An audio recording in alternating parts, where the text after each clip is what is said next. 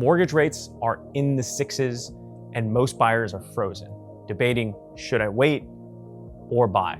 But the real question isn't about timing the market, it's about buying with the right strategy. Buyers with no strategy are getting locked into a mortgage where they overpay by hundreds each month for the next 30 years. But what most people don't know is there are home buying strategies out there that makes interest rates a non-issue. And I know this because I'm a mortgage expert who's helped over 500 families navigate buying a home when rates were really low and when rates were really high. So there are 4 strategies for buying a home when rates are high that I'm gonna show you. And just one of them can make the difference between being house poor and being financially comfortable in the same exact house. So the smartest buyers aren't just negotiating price, they're actually having the sellers pay for their interest rate. Let me show you. So you might be thinking, what do you mean by that? So here's what actually happens.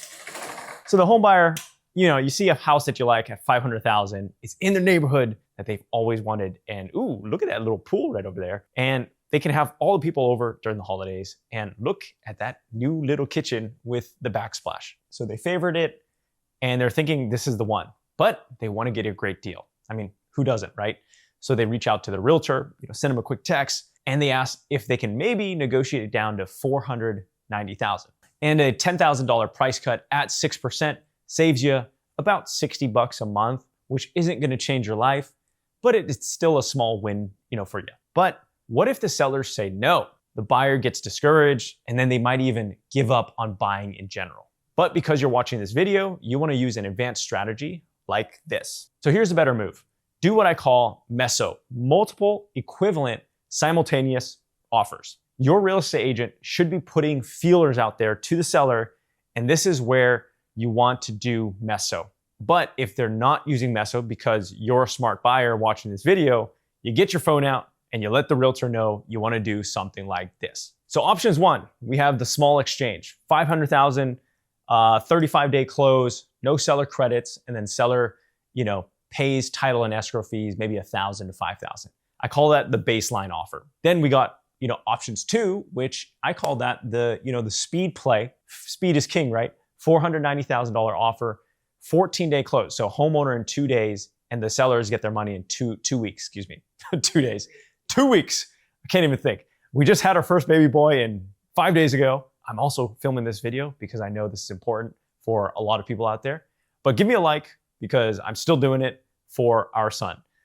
So not 2 days, 2 weeks. No seller credits, and then sellers don't have to make the next mortgage payment.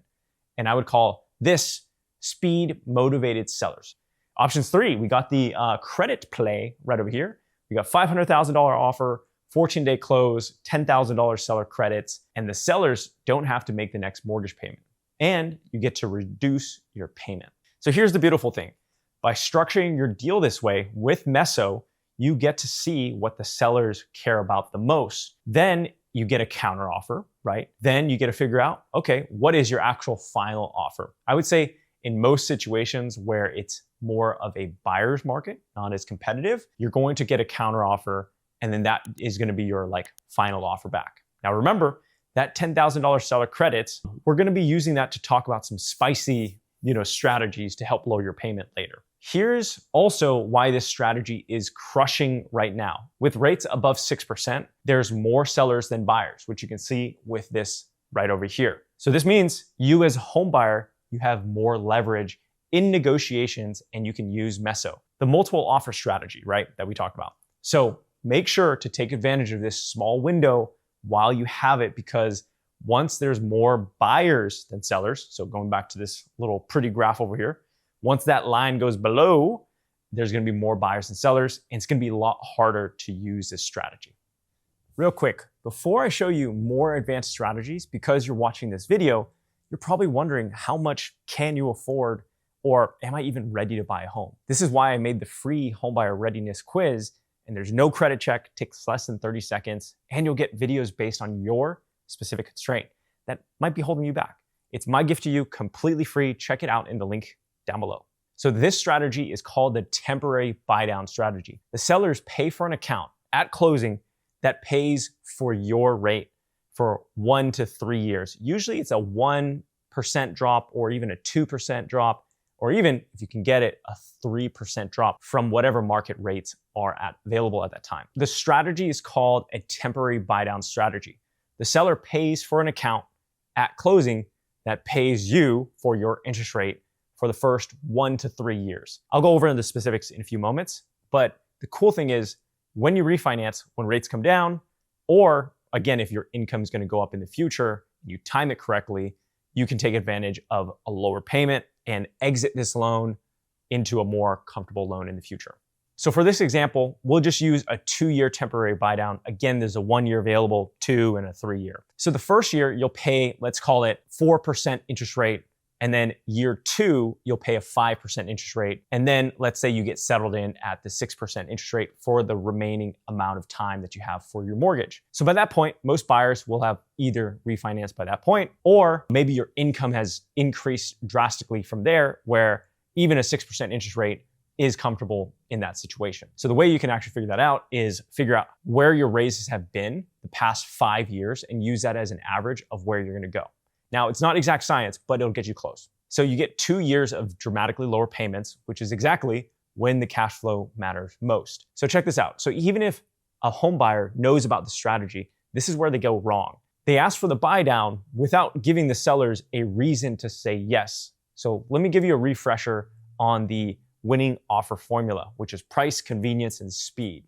So if you can't compete on price, you got to trade convenience or speed for the buy down. Maybe you offer a close in 14 days. Maybe you offer a flexible move out date, but you have to make sure that your lender can do it. And most lenders are around that 30-day mark. So this is definitely asking for a lot. So make sure that your mortgage team can do this. We can, by the way. This is like a little competitive advantage. But besides the point, the other thing you can offer is a flexible move out timeline for the sellers, right? More convenience to the sellers. Maybe you waive small inspection items. Basically, you're trading money for certainty, which then you'll trade for funding your rate.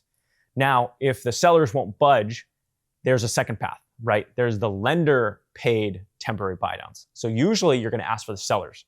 If the sellers say no, you go through, the winning offer formula, the speed, the convenience. If they still say no, let's see if the lenders can do it.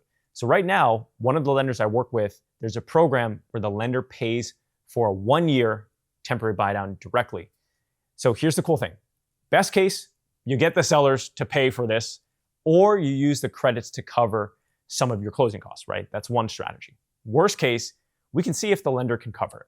The last thing to note is I want everyone to be comfortable with the full mortgage payment, let's call it at 6%. In case you aren't able to refinance before the temporary buy down is completed. Now I see this all the time as I meet some clients where they miss the best time to refinance with these small dips in interest rates. Sometimes they only last a few days. And they're like trying to time the market perfectly where they lost the opportunity. Maybe they had high 6s, they could have taken advantage of a low 6% interest rate refinance or even in the high 5s. But they missed that opportunity. So what I'm trying to say is, please be comfortable with the worst case payment when you're doing a temporary buy down. You do not want to use this to buy comfortability. You want it to get you a little more time for either your income to go up or rates to go down. So that's strategy number 1, using the seller or the lender to buy your rate down. And this next strategy uses a powerful question to get you to your payment goals. So there's this saying, right? If you ask the right questions, you'll get the right answers. And I call this engineering the payment. So here's what most buyers do. They find the house they love, they run the numbers, and the payment comes in, let's call it $4,800 a month. Now, your example might be completely different. This is just an example, right? But the concept still applies. So $4,800 a month, then they just give up or skip the home without even using M.E.S.O, multiple equivalent simultaneous offers, like we talked about earlier, and then they just give up there. But here's the next step to do. So start with the payment and ask yourself this: what's the monthly payment I can actually live with? Not max out, but live with comfortably. Maybe that's, instead of $4,800, it's $4,000 to $4,300 a month. Then ask this very important question: what would it take to make this home comfortable? And that's the question, W.W.I.T. What would it take? Then work backwards from the payment to the price. You factor in the rate. What price point do I need to hit to get comfortable? What can I do to save up for a higher down payment so I can lower that payment? What seller credits can I get so I can get a permanent or temporary buy down? What debts can I have paid off to increase my cash flow, which will therefore increase my comfortable payment? And maybe what's some extra income that I can make in the next 36 months to make this a comfortable payment? So by asking yourself, W.W.I.T, what would it take? It's a forcing function for divergent thinking, right? School teaches us convergent thinking. There's one answer to this one question, right? But life doesn't work that way. There's always multiple solutions to the same question. All right, so here are some Legos. I'm gonna give an example of divergent thinking. So convergent thinking would just say, hey, Legos are for playing, and that's it. Divergent thinking is like, yes, it is for playing, but what else could this be used for, right? Oh, this could be used for decoration, hence the beautiful house that I built, right? Or it could be used as stacking things. It could be a little trophy, if you want to call this a trophy. Or it could be a weapon. Ooh, you ever stepped on a Lego? Yeah, you know, you know those Legos. I can lay it down on the ground and that could be my security system, right? So I'm just giving you multiple examples of what one thing could do. So W.W.I.T gives you the space to think about multiple solutions to make your home comfortable. And here's the beautiful thing about this strategy. It is completely free to do. Like you can literally do this at your house, like on your couch. And the best case is you get the house of your dreams by finding multiple ways to get to that house. Your worst case is you don't get the house and you have to stay in your current place for longer. But at least the W.W.I.T gives you a shot. So strategies number 1 and 2 get you into the house. This third strategy is what you can do to lower your payment without refinancing. Most buyers think there are only 2 ways to lower your mortgage. One is pay a larger down payment at closing. That's always a burner, right? It's like, I gotta put all this money down just to lower my payment by 50 bucks. Like what? Number 2 is refinancing, right? But there's a third way and almost no one's using it. It's called recasting. And it's pretty much like putting a second down payment, but after closing. So you can permanently lower your mortgage payment without refinancing, without paying closing costs, and without needing mortgage rates to drop.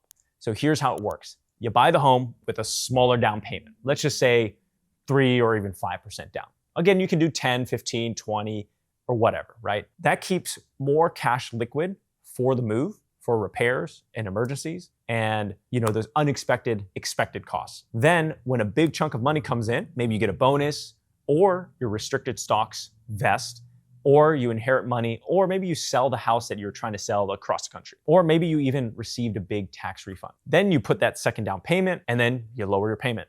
It's just as simple as that. So let's say you have, as an example, $25,000 today, but with some extra savings, some job raises, some bonuses, and the average tax refunds that you received over the years, you'll have maybe $50,000 in 3 years. I'm just throwing it out there, right? Just an example. Again, your specific scenario is gonna be completely different. So just scale it to whatever applies to you. So here's how this strategy works. Get in the house you like at the right price. Remember that stat I showed you. There's more sellers than buyers right now. So this is your opportunity to take advantage of that. And the great thing is you're not competing with so many other buyers. That's the bottom line there. And preferably you're negotiating a great deal using M.E.S.O, multiple equivalent simultaneous offers. And maybe you're getting the sellers to offset your interest rate and your costs, right?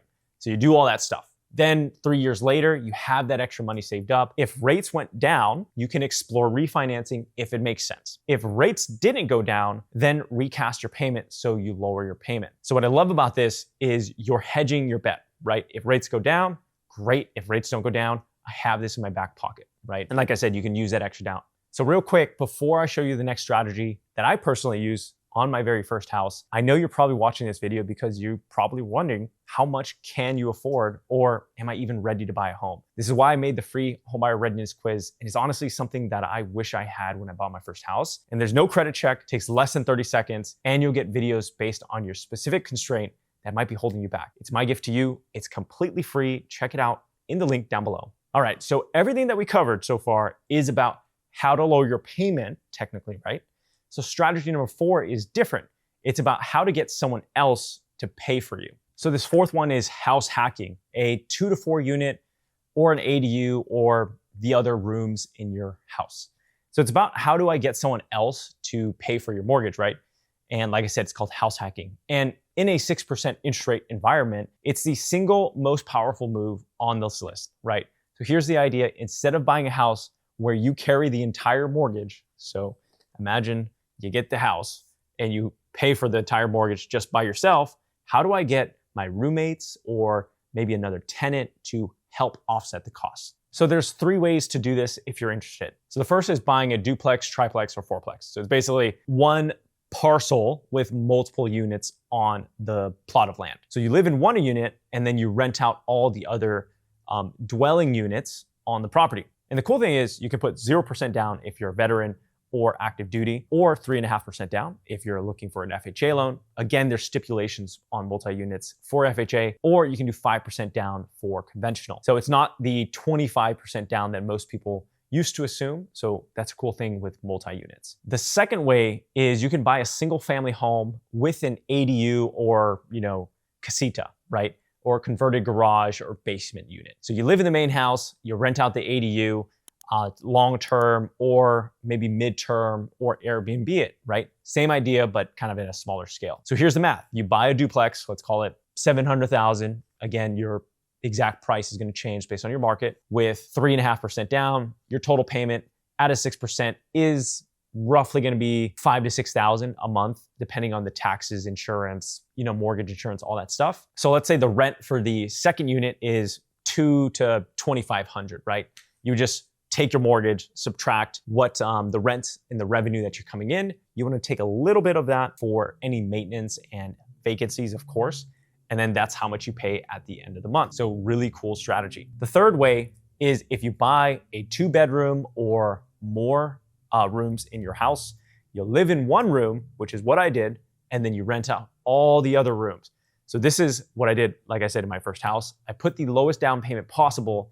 Again, rented out all the other rooms because my housing payment after my roommates paid me was less than regular rent. So the numbers made sense. It allowed me to save up so much faster for that next house because I got a head start a few years earlier by house hacking, right? And then when I bought the next place, I said, okay, great. I had that season where I had lots of roommates, had to manage that. And then the next house, this new season, I'm gonna have no roommates. So here's why I love this strategy for anyone who lives with roommates today is you already living with roommates. So why not have them pay for you instead of your landlord? And here's the other thing. If you're like, well, I don't want to have roommates forever, you're right. It's not forever. It's just for the season, and seasons have endings, which is the beautiful thing, right? So I know when I say 3 years is a long time for a season, but did you know 2023 was 3 years ago? Let that sink in. How fast did that fly by, right? I bet if I asked you, do you remember everything about 2023? You'd be like, it's kind of a struggle. It's like, it kind of flew by for me too, right? So house hacking is for a season, just know that, and they always end. So those are the 4 strategies smart buyers are using to win in this market when rates are 6% or higher. So number 1, you want to do the seller or lender paid buy down to fund your interest rate. Number 2 is engineer the payment with the power question. What would it take? W.W.I.T. Number 3 is recast to a lower payment because when you buy a house, it doesn't mean you stop saving, right? If you bought correctly. Number 4 is house hacking, and you basically let the tenants pay for your house or part of your house and carry some of the load. So the right strategy does depend on where you are. So don't be that buyer who, sits on the fence for 6 months. Be the one who made the smartest move at 6% by using the power question, right? And as always, I try to make the best educational videos in the mortgage space.